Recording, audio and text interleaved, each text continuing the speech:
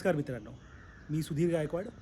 आज एक नवीन विषय तुमच्यासमोर घेऊन आलो आहे, जो सध्या सगळ्यांसाठी एक मोठा विषय झाला आहे, work from home. Work from home he concept आपल्याकडे सध्या येते आहे, अजून आपण सगळं त्याच्यासाठी यूज टू होतो आहे. पण ही कॉन्सेप्ट साधारण ग्लोबली आत्ता ऑलरेडी प्रिव्हेलंट आहे आणि ज्याच्यामध्ये याचं नक्की काय होतं आणि याच्यामुळे काय फरक पडणार आहेत आपल्या दैनंदिन जीवनावरती. नक्की खरंच या सगळ्या मोठ्या कंपन्या हे इम्प्लिमेंट करू शकणार आहेत का? आणि याच्यावरती आपण ॲज अन एम्प्लॉई आपल्यावरती काय इम्पॅक्ट होणार आहे? आपण सध्या बऱ्याचशा न्यूज पाहतोय ज्याच्यामध्ये वर्क फ्रॉम होम या शब्दाचा फार जास्त वापर केला जातो आहे. TCSनी मागच्या आठवड्यात एक न्यूज दिली होती ज्याच्यामध्ये त्यांचं म्हणणं आहे की 75% त्यांचे एम्प्लॉईज 2025पर्यंत घरून काम करतील. आता आपली खरंच याची कितपत तयारी आहे भारताची इन्फ्रास्ट्रक्चर वाईज याची आपल्याला कल्पना नाही. पण आपण हेच समजून घेण्यासाठी आम्ही युरोप आणि अमेरिका तिथल्या कंपन्या याच्यावरती कसं काम करतात हे समजून घ्यायचा प्रयत्न केला आहे. आणि आमच्याकडे काही नवीन गोष्टी समोर आल्या. त्या अशा दिसत आहेत की युरोपमध्ये नेदरलँड्स आणि फिनलँड हे 2 देश जे आहेत तिथे साधारण 14% लोक काम करतात घरून. पण हा नंबर पाहता इतका मोठा नाही आहे. आणि तीच परिस्थिती आपण अमेरिकेत पाहिलं तर ती आणखी कमी आहे, जिथे 3.5% लोक फक्त वर्क फ्रॉम होम करतात. याचा अर्थ या पद्धतीला फार जास्त ॲक्सेप्टन्स आहे किंवा ते इतक्या इझिली इन्फ्रास्ट्रक्चर आणि बाकी सगळ्या गोष्टी अवेलेबल असताना पण होतं का? याचं उत्तर फार क्लिअरली आपल्याला मिळतं की बहुतेक लोकांची इच्छा या प्रकारच्या काम करण्याला फार नसावी किंवा बाकी आणखी काही गोष्टी आहेत ज्याच्यामुळे लोक या गोष्टीला प्राधान्य देत नसावेत. आता हे सगळं करताना आपल्याकडे बऱ्याचशा कंपन्या याचा प्रयोग करायचा प्रयत्न करत आहेत आणि हे करताना कोणाचा तरी फायदा आणि नुकसान होणारच हे नक्की. तर आम्ही रिस्क आणि रिवॉर्ड्स या पद्धतीने थोडा स्टडी करायचा प्रयत्न केला. ज्या कंपन्या भारतीय कंपन्या आहेत ज्या आउटसोर्सिंग काम करतात त्याच्यामध्ये त्यांचे काय काय सेविंग्ज होतात हे आम्ही बघायचा प्रयत्न केला आहे. तर पहिलं सेविंग्ज आहे फिक्स्ड कॉस्ट जे असतात त्यांच्या रेंट असेल किंवा बिल्डिंग मेंटेनन्स असेल किंवा इलेक्ट्रिसिटी बिल असेल याच्यावरती नक्कीच त्यांची बचत होईल. त्याच्यानंतर ओव्हरहेड्स असतात खूप लोकांचे रिगार्डिंग एम्प्लॉईज ज्याच्यामध्ये लोकांना ट्रान्सपोर्ट द्यावं लागतं, त्यांची खाण्यापिण्याची व्यवस्था करायला लागते. हा पण एक मोठा कॉस्टचा भाग आहे. आणखी आम्हाला असं वाटतं की हे करताना IT कंपन्या त्यांचं हायरिंग मॉडेल थोडं चेंज करतील. ते एम्प्लॉईज हायर करण्याऐवजी कन्सल्टंट्स हायर करतील. कारण कन्सल्टंट या मॉडेलमध्ये त्यांची लायबिलिटी जी आहे कंपनीच्या तत्वावरती ती फार कमी होते आणि या सगळ्याचा परिणाम पाहता या कंपन्यांची प्रॉफिटेबिलिटी फार जास्त वाढेल असं दिसतं आहे. आणि त्याच्यामुळे या कंपन्यांनी या गोष्टीकडे कल करावा ते साहजिक आहे. पण मग ज्या कंपन्या या भारतीय कंपन्यांना हा बिझनेस देतात त्यांचं याच्यावरती काय म्हणणं असेल हे पण बघणं तेवढंच महत्त्वाचं आहे. आम्ही ते पाहिलं असताना आम्हाला एक गोष्ट समोर येते, डेटा सिक्युरिटी नावाचा जो प्रकार आहे तो फार जास्त महत्त्वाचा आहे. डेटा सेन्सिटिव्हिटी हा एक फार जास्त गरजेचा भाग आहे ज्याच्यामध्ये हे जे काही बिझनेस करतात त्याच्यामध्ये हा डेटा फार सेन्सिटिव्ह असतो. आता काही लोक एव्हिएशनमध्ये काम करतात, मेडिकल क्षेत्रात काम करतात, नवीन प्रोडक्ट डेव्हलपमेंटमध्ये काम करतात. तर हे सगळं करताना लोकांना हा सगळी इन्फॉर्मेशन जी आहे ज्याच्यावर त्यांचं काम चालू आहे की ज्याच्यावर त्यांचा रिसर्च चालू आहे तो डेटा फार सिक्युअर ठेवण्याची इच्छा असेल. पण मग वर्क फ्रॉम होम या कल्चरमध्ये हे नक्की बसेल का की माहीत नाही. सायबर सिक्युरिटी हा एक मोठा आस्पेक्ट आहे कारण आपल्याकडे हॅकर्स खूप ॲक्टिव्ह असतात आणि तुमच्याकडे नेटवर्क जे कॉर्पोरेट नेटवर्क असतात ते जास्त स्ट्रॉंग कंपॅरेटिव्हली असतात. त्यांच्या फायरवॉल्स फार जास्त मोठ्या असतात आणि फार चांगल्या प्रतीच्या असतात. आता प्रत्येकजण आपापल्या घरी जेव्हा काम करेल तेव्हा या भागाचा कसा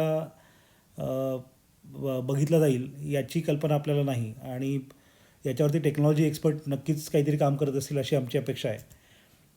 त्याच्यानंतर आणखी एक जो भाग समोर येतो, या कंपन्या ज्या आपल्याकडे आउटसोर्स करत आहेत बिझनेस त्यांनी उद्या जर का या सगळ्या कंपन्यांना म्हटले की ठीक आहे तुम्ही work from home culture adopt करू देत, काही प्रॉब्लेम नाही. पण मग आमची कॉस्ट सेविंग पण झाली पाहिजे कारण तुमचं प्रॉफिट फक्त वाढून उपयोग नाही. तुम्ही आम्हाला कमी पैशामध्ये तेच काम करून द्यायला हवं. मग हे सगळं पाहता या कॉर्पोरेट्सनी हा सगळा जो घाट घालायचा प्रयत्न करत आहेत वर्क फ्रॉम होमचा त्याच्यामध्ये त्यांची प्रॉफिटेबिलिटी जशी त्यांनी प्लॅन केली तेवढी होणार का हा एक मोठा प्रश्न आहे. यातला एम्प्लॉई हा एक मोठा भाग आहे ज्याच्यामध्ये त्यांच्यावरती सगळ्यात जास्त इम्पॅक्ट होणार आहे आणि वर्क एफिशियन्सी नावाचा एक मोठा प्रकार आहे. आत्ता सगळे लोक घरीच बसले आहेत, त्यांना बाहेर जाऊन काही करण्यासारखं नाही आहे, म्हणून सगळेजण 100-200% देऊन काम करत आहेत. पण एकदा बाकी सगळ्या गोष्टी खुल्या झाल्या की ते खरंच तेवढं एफिशियंटली काम करणार आहेत का, हा एक प्रश्न आहे जो अनुत्तर येते अजून तरी. आणि हे व्हॉलंटरी असणारे की कंपल्सरी, हा एक मोठा प्रश्न आहे. त्याचं उत्तर पण आपल्याला लवकर कळेलच, कारण कंपन्या याच्यावरती किती सिरियसली काम करणार आहेत हे आपल्याला कळणार आहे. होम ऑफिस नावाची कॉन्सेप्ट आपल्याकडे नाही आहे, कारण आपल्याकडे कोणाकडे घरी छोटी स्टडी रूम किंवा एखादी ऑफिस रूम अशी नसते, कारण आपल्याकडे तसं कल्चर नाही आहे. पण मग आत्ता जर का इथून पुढे गरज लागणार असेल तर मग बहुतेक रिअल इस्टेटमध्ये ही चेंज होण्याची गरज आहे, आणि तो होईल, साहजिक आहे. पण मग आपल्याकडे लोकांकडे तेवढे पैसे आहेत का स्पेंड करण्यासाठी ॲडिशनली, आणि त्याचा वापर झाला तर ठीक. एम्प्लॉयमेंट आणि कन्सल्टंट हा एक मोठा भाग असणार आहे, कारण आपण जसं आधी डिस्कस केलं, कंपनीच्या फेवरमध्ये कन्सल्टंट ही कॉन्सेप्ट आहे, कारण त्यांच्या लायबिलिटीज खूप कमी होतात. पण employees will be benefited differently, कारण एम्प्लॉईजना बेनिफिट्स जे आहेत ते कन्सल्टंट कॉन्सेप्टमध्ये येणार नाही आहेत नक्कीच. परफॉर्मन्स आणि रिकग्निशनचा हा एक जो भाग आहे, ज्याच्यामध्ये सगळेजण फक्त आणि फक्त पैशासाठी काम करतात असं नसतं, कारण आपल्याला आपण केलेल्या कामाची पावती मिळावी, त्याच्यानंतर कोणीतरी आपल्याला रेकग्नाईज करावं. पण आता लोक ऑफिसला जाणारच नाही आहेत आणि त्याच्यानंतर त्यांच्याकडे टीमच नसणार आहे, तर मग हे सगळं कसं होणार आहे माहीत.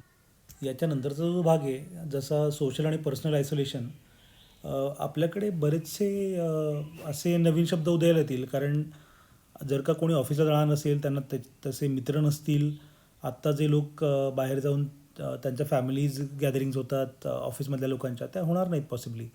त्याच्यामुळे मला एकदम कुठेतरी अलिप्त राहतो आहे आणि या गोष्टी सहन होतील मानसिकदृष्ट्या आपली, याची सगळ्याची तयारी आहे, हा एक मोठा बघण्यासारखा भाग असणार आहे. आणि आपल्याकडे इंडियन कल्चरमध्ये या गोष्टी किती ॲक्सेप्ट केल्या जातील, हा एक पॉईंट आपल्याला माहीत नाही आहे. याच्यातनं काही नक्की नवीन अपॉर्च्युनिटी तयार होतील असं आम्हाला वाटतं, ज्याच्यामध्ये स्मॉल आणि मिड स्केल कंपनीज बहुतेक आपलं जुनं मॉडेल जे आहे ऑफिस कल्चरचं ते कंटिन्यू करतील, आणि त्याच्यामुळे त्यांच्याकडे बघण्याचा दृष्टिकोन थोडा वेगळा असेल. आणि ज्या कंपन्या आत्ता मोठ्या कंपन्यांनाच फक्त कन्सिडर करतात, कारण त्यांचे स्ट्रेंथ आणि विकनेसेस पाहता, तर जर का फक्त कस्टमर्स हेच पाहणार असतील की तुमच्याकडे किती चांगले एम्प्लॉईज आहेत, तर मग छोट्या आणि मोठ्या कंपन्यांमध्ये फार फरक राहील असं वाटत नाही. आपल्याकडे जसे छोटे छोटे लोक आहेत जे चांगले परफॉर्मर्स आहेत, ते साधारण एकत्र येऊन काही ग्रुप फॉर्म करतील आणि डायरेक्टली या कंपन्यांना सर्व करू शकतील. त्याच्यामुळे एक नवीन ऑन्टरप्रिनरशिप मॉडेल तयार होईल असं पण वाटतं आहे. नवीन उद्योजक आपल्याकडे येतील, तयार होतील याच्यामुळे, असंही शक्यता आहे. आणि ग्लोबल एम्प्लॉयमेंट तयार होईल, कारण जर का बाकी सगळे डेटा सिक्युरिटी, डेटा सेन्सिटिव्हिटी या सगळ्या गोष्टींचं जर का उत्तर आपल्याला मिळालं आणि कंपनीने तयारी जर का दर्शवली, तर मग आत्ता जसे लोक अमेरिकेत जाऊन राहून तिकडे काम करतात कंपन्यांमध्ये, तसं त्यांना करायची गरज नाही. ते बहुतेक भारतात बसून सुद्धा त्या सगळ्या कंपन्यांना सर्व्हिस देऊ शकतात. तर मग या अपॉर्च्युनिटी सगळे तयार होतील.